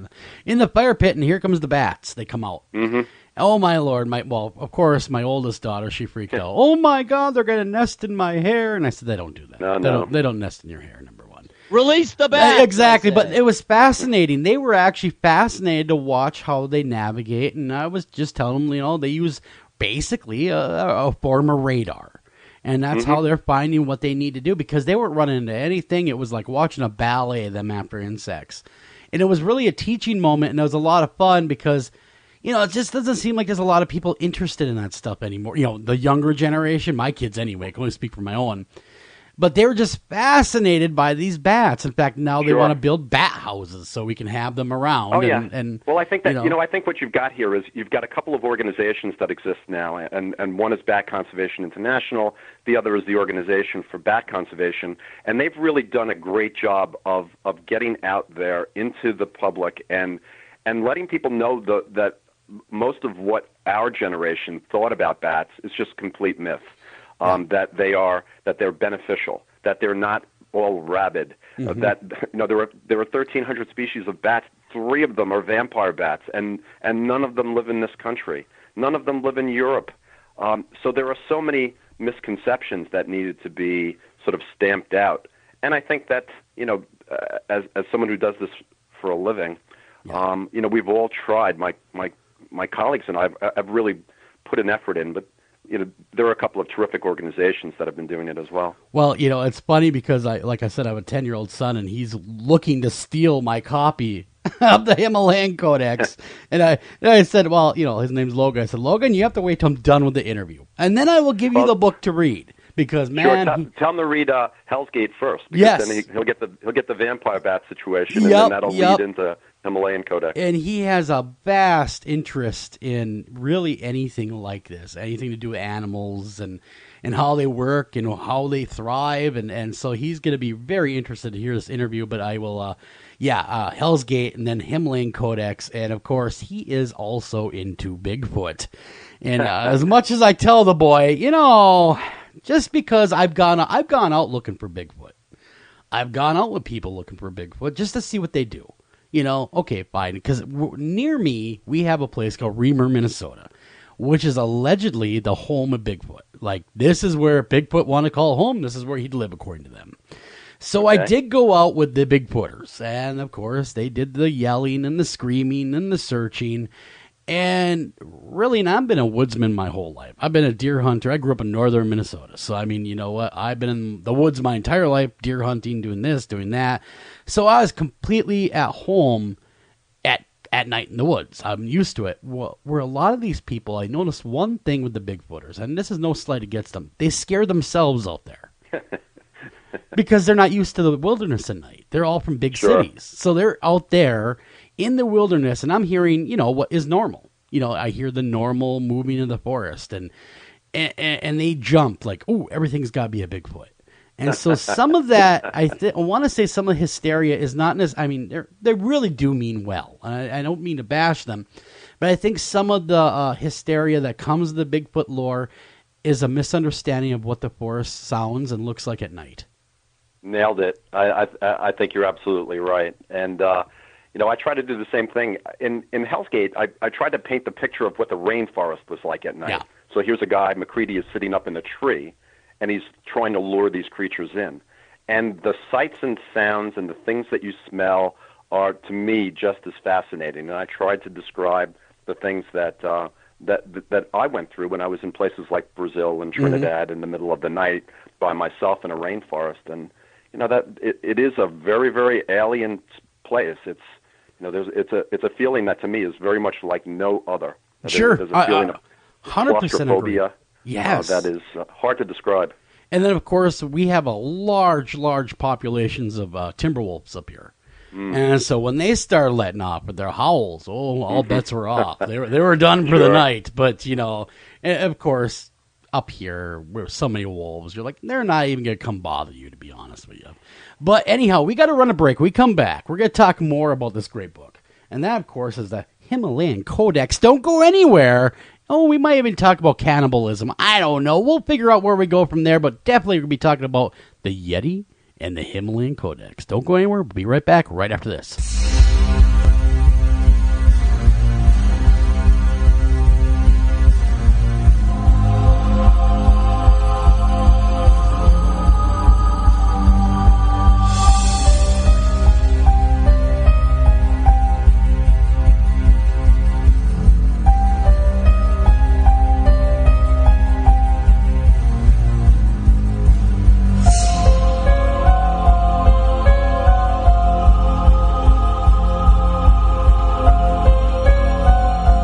After Hours AM will be right back after these messages. Hi, Tom Bodette. If pop culture is to be believed, roughly 40% of all people are actually vampires, or dating one. Well, undead or not, you can always save on a clean, comfortable room at Motel 6, even if you sleep during the day because direct sunlight turns you into a pile of sparkly coffee grounds. Speaking of which, we have free coffee every morning. You day sleepers may want to go for the decaf. I'm Tom Bodette, and we'll leave the light on for you. Book online at motel6.com. This is Jen McGowan, founder of Wayward Souls Promotions, a company dedicated to helping individuals, teams, radio shows, and others that are seeking exposure for their individual events, conventions, and shows. We offer a wide variety of advertising, such as web-based article, social media posts, podcast advertisement, and so on. Contact us at paranormalpromotion@gmail.com, visit us on Facebook at Wayward Souls Promotions, and visit our website at www.waywardsoulspromotions.com. Welcome back to After Hours AM.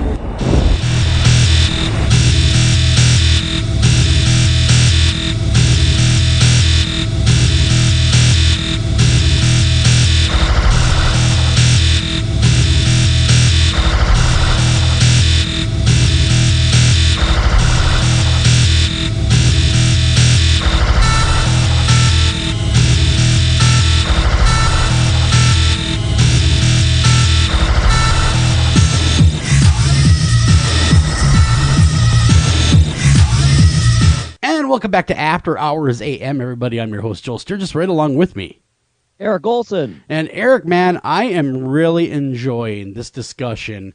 And again, folks, pick up the Himalayan Codex. And it's really our new good bud over here, Bill Schutt, right? Schutt, or is it Schutt? That's it. All right, perfect. Wrote this along with J.R. Finch. And I got to tell you, it's a great read. If you're into adventure, if you're into cryptozoology at all, or just a good old-fashioned great read, you're going to want to pick up the Himalayan Codex. And I'll tell you right now, Amazon has it over there. And, of course, I know a lot of our listeners love the Amazon. Amazon has it. You can pick up your very own copy right now, actually on Kindle. If you're a big Kindle user, $13 right there. You got a whole day, couple days worth of reading right there. You're going to love it. You can get the hardcover, of course, as low, according to them, as $7.23. Or you can get the mass market paperback, which is always a lot of people's favorite, for around $10. So really, it's some great entertainment, great writing. And, of course, while you're picking that up, make sure you get Hell's Gate. That way you can get right caught up. Hey, Bill, I have a question. One thing we haven't gotten into thus far from a scientific standpoint is your evolutionary material. Now, what's the basis or the speeding up? What is the basis of that? Does it have any scientific basis? Is that something we can be looking forward to in the future as becoming a reality? Let's see. What we've concocted is a microbe that sort of has symbiotic relationships with the organisms that it comes into contact with. And to sort of simplify, to make a long story short, it sort of smooths out the evolutionary process, the fits and starts, the mistakes.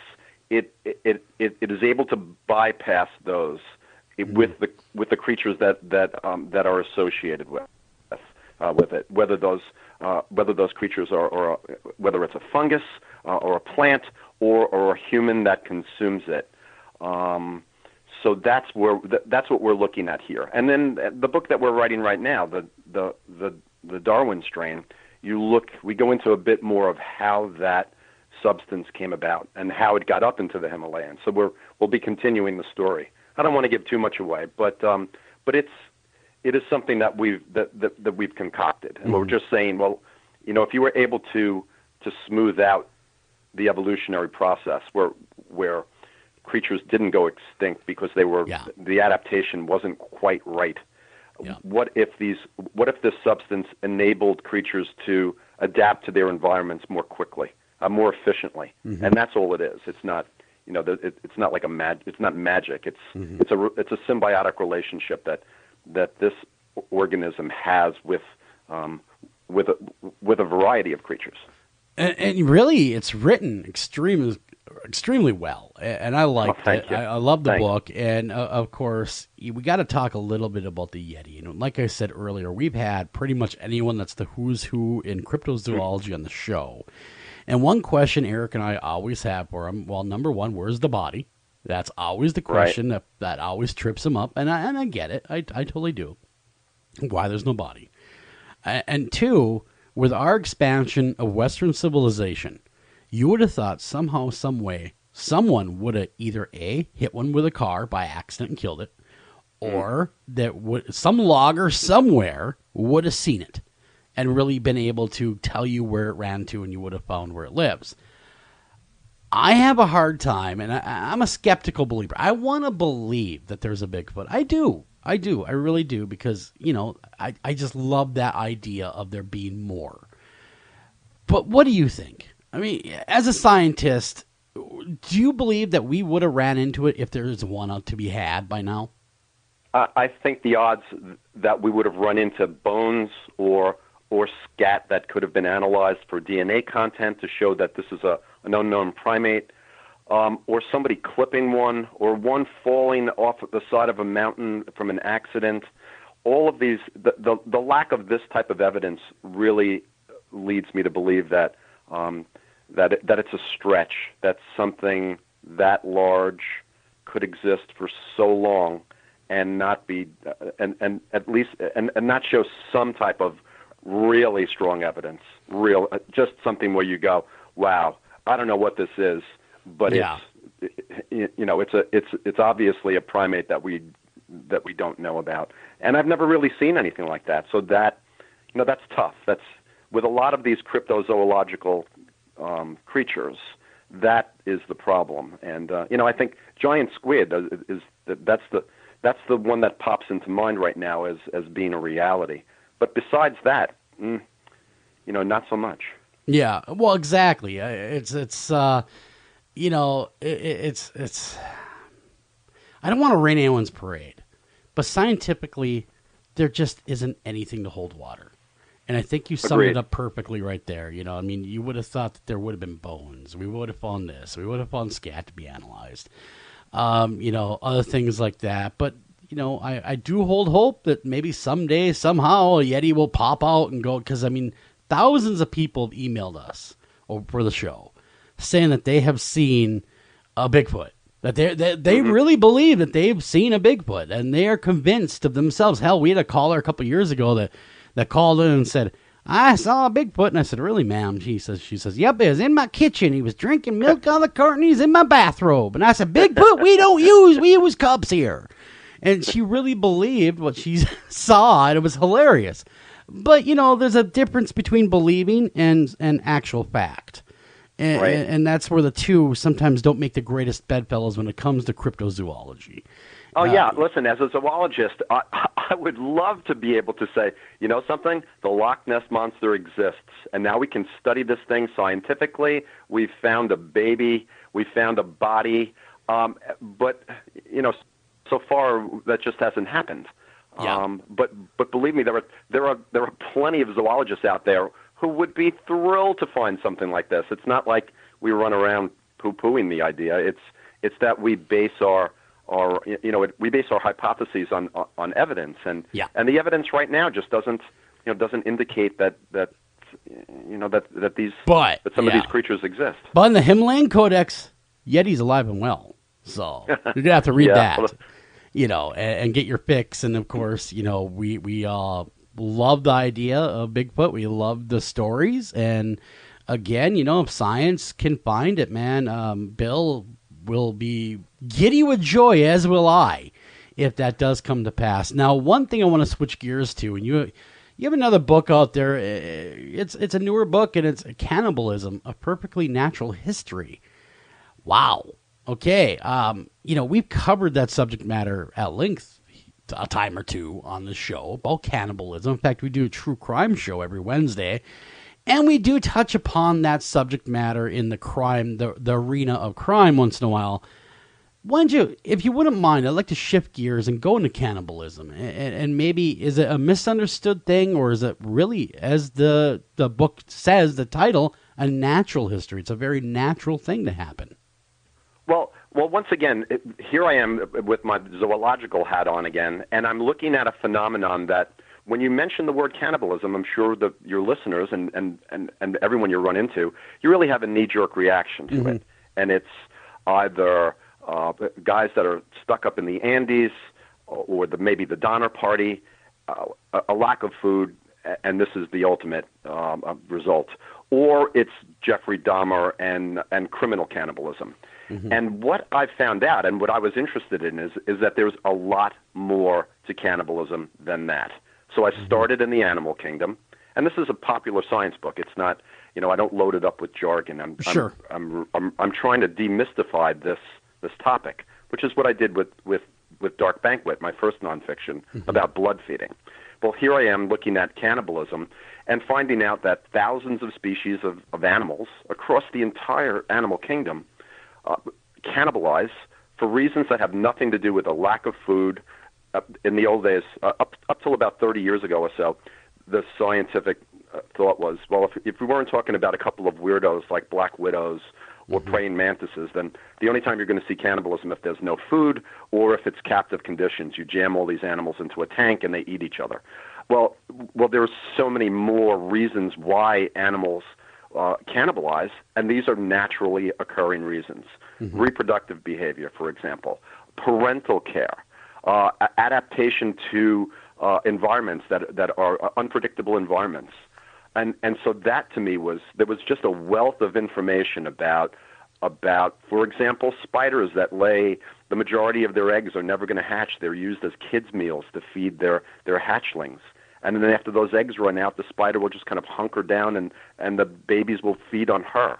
Or sharks, that eggs hatch internally, and the older hatchlings will cannibalize the eggs, the other eggs inside the mother, and when they hatch, they'll cannibalize their little brethren.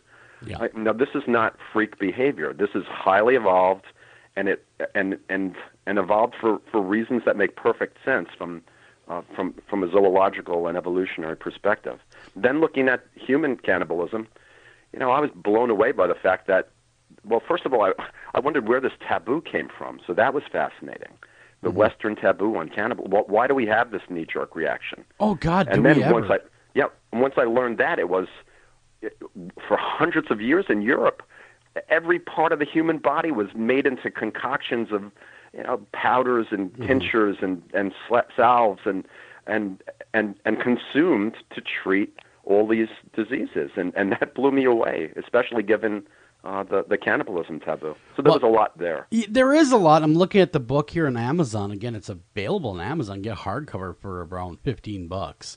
And I would suggest anyone that's interested in learning more of the nuts and bolts and the real truth behind cannibalism, rather than just the sensationalized Jeff Dahmer or zombies or anything like that in culture, really find out where it came from. Some of these chapter names I find very, very funny.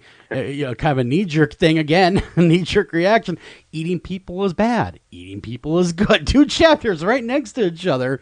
Okay, I guess I gotta ask, why is eating people, bad? Why is eating people bad? Couple of reasons. One, if a species has a parasite, that parasite has evolved. So let's say disease organisms. That disease organism or parasite has evolved to thwart your body's defenses. Okay. Now, if you eat if you consume your own species, and it's got a parasite or a disease organism, then it has, in a sense, a free route into your body. Gotcha. So that's one of the major reasons. Another would be that there are cannibalism-related diseases like kuru. In the same spectrum of diseases like Alzheimer's, mad cow disease, that are incurable. They are degenerative brain disorders, so they will destroy your nervous system and in a sense make it look like Swiss cheese. And that is something that researchers back in the 50s and 60s discovered in a group of indigenous people in New Guinea called the Foray, and wondered why 1 out of 10 of these people were dying every year, and realized that it had to do with consuming infected individuals, loved ones. They didn't bury their dead. They thought that was foul. Why would you put your loved ones in the ground? Why wouldn't you consume them? And so culture is king. It's whatever you learn is the right thing. And so these people were doing that, but they were inadvertently coming into contact with this disease organism, whether it's a virus or something called a prion, which to me is still up in the air, whether kuru or mad cow disease is viral, or whether it's caused by a mutant protein that just keeps replicating and replicating and replicating. I think the jury's still out on that. Very, very. That makes total sense, though, Bill, about the pathogens and disease having basically a superhighway into your own system by consuming the diseased people. That makes a lot of sense, and that is why it would be bad, because it would keep perpetuating that same disease. Right. Now, that's not to say that if you eat someone who's not infected that you're going to get sick, because you're not. There would have to be an infection in the person whose body you're consuming. But that is a threat. Yeah. And one paleoanthropologist actually hypothesized that it might have been one of the key reasons that the Neanderthals went extinct. Of course, they were probably hunted to extinction by modern humans, but they lived in small, isolated groups. There's evidence that they did cannibalize for ritual purposes or during warfare or even for food. And he hypothesized that this type of a kuru-like disease might have put a real dent in those small populations. That really makes a lot of sense to me now that you say that, because, of course, cannibalism, like everybody else, go, oh, cannibalism? Oh, my God, what a subject matter.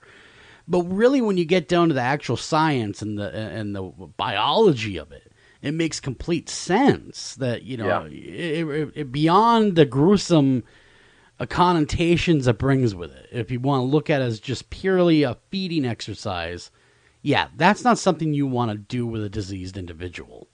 Because, like you said, you get exactly pretty much what they have. Because if it's communicable to them, it's communicable to you, and you might just open up your own self to it that much quicker.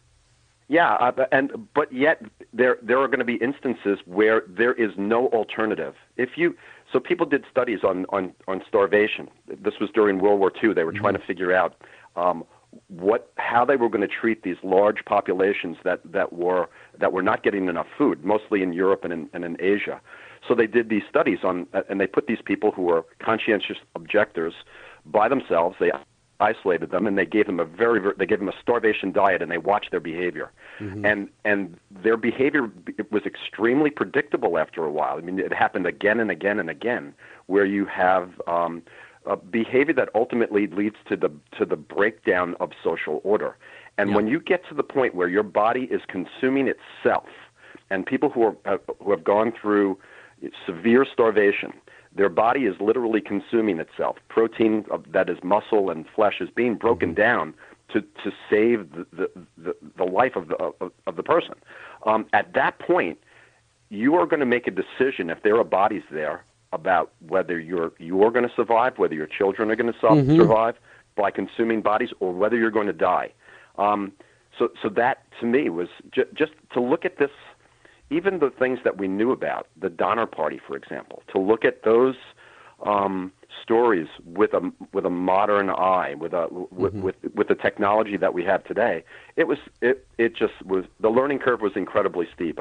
I'm a bat biologist by trade, and so what I learned was just unbelievable, and just I just found it incredibly fascinating, and I've been really thrilled with the response that reviewers and readers and people who have interviewed me have had about this book. Yeah, I really interested in the subject matter, and again, would love to have you back on for a full show about this subject matter, and where we can get more into the cultural implications of cannibalism as well. Because I mean, I've seen the movies like Alive, and I've heard all the stories about the Donner Party, and of course, both stories and other stories as well.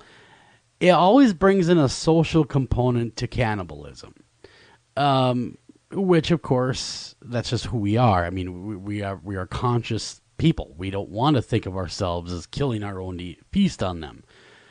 But if you read the diaries from the Donner Party, oh my gosh, they waited almost that was not something they did right away. They were boiling shoe leather before it only happened during the last month. Yeah, so it wasn't like they were like, well, we're stuck. Hey, Bill, come over here. Bring those nice thighs with you. Come here. It wasn't like it went like that. It was like last ditch, I need to survive no matter what I have to do moment. And that's when they turned to eating the dead. And they did it in 4 different occasions in 4 separate places. So there's really no argument that it occurred. And that was something else that, when I started to write this book, I went, the Donner Party, it was 170 years ago. Everything's got to have been written about this. There's got to be nothing new. And I was blown away by headlines that came out in 2010. Proof Donner Party did not cannibalize. And I went, what? So I contacted these people that were Donner Party experts, and I said, so is there any truth to that? And they said, no, it is just media has blown this out of proportion. Yeah. There was a faulty report of a researcher's primary findings, and they stretched that into this idea that there was no cannibalism. So there were all of these facets to the story that I never expected to run into when I thought, well, I'll probably just touch on the Donners briefly.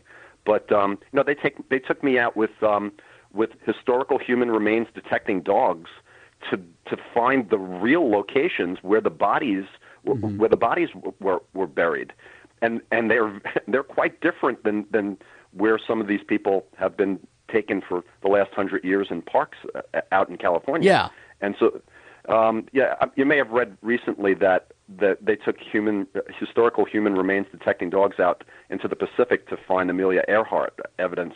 I worked with those dogs. Okay. And the researchers in the Himalayan, not in the Himalayas, in the Sierra Nevadas rather, to pinpoint where the bodies were, and it was fascinating work that's being done right now. Oh my gosh, those dogs can detect hundreds of years ago bodies. Absolutely. It was amazing. I talked to a handler recently, and they were on a TV show, of course, and they were using these dogs to find bodies from Civil War battles. And I had asked him, the handler, well, what's the limit on, what these dogs can find? He says, we don't know yet. Mm-hmm. I mean, it could be hundreds of years, and they're going to find it.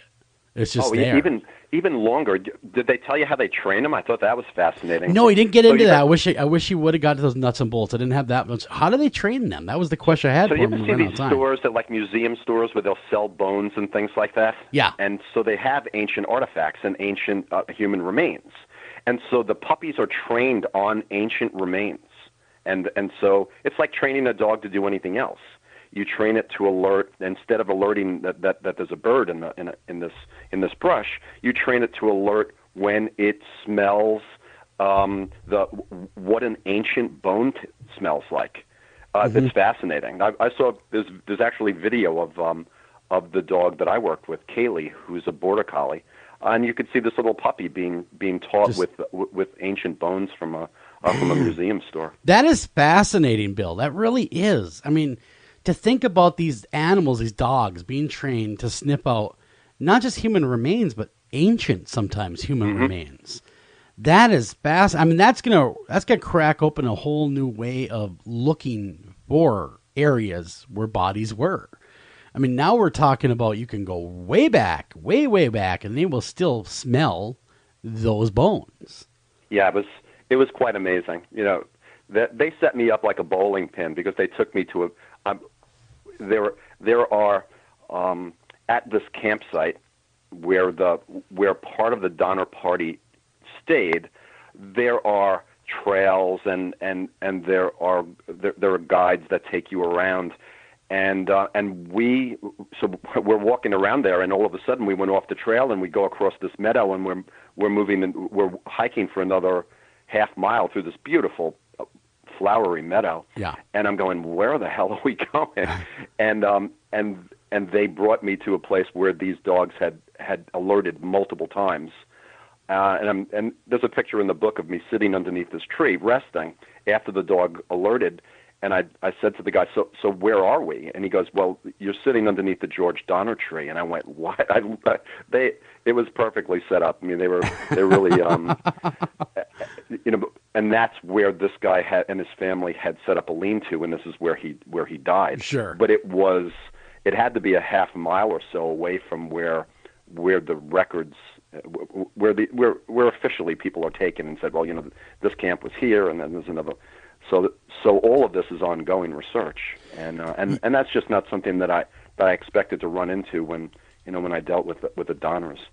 I was interested from a biological standpoint. I was interested in answering questions like, I read that 80% of the men died and 80% of the women survived. Why did that happen? Yeah, exactly. So to try to explain that from a modern scientific viewpoint was interesting. That must have been a little tougher, though, to try to understand why most of the men died and the women survived. What's your thoughts? It makes sense. First of all, women had a thicker layer of subcutaneous fat, so they were, in a sense, insulated. Ah, okay. Women had a lower metabolic rate, so they were not burning through their stored energy as fast as the men did. So the men burned through the men starved quicker because of their higher metabolic rates. I do know a guy a really good friend of mine that trains people how to survive in wilderness and winter scenarios. And calories, it's amazing how many calories an individual has to take in that would be stranded like the Donner Party. Absolutely. He's talking somewhere in the neighborhood of 5,000 to 6,000 calories a day with all of the activities you're doing. But if you're smaller, if you are a woman who weighs 40 pounds less than a man, then your requirements are less as well. Yeah, because that was part of the problem. We were talking about the Donner Party, so that's part of the problem is there were big guys that they were full-grown men that needed that nutrients and that nourishment to keep going. Because you got to remember, they're trudging through snow that was up to crotch level. It wasn't like it was walking around a meadow here. They were in snow.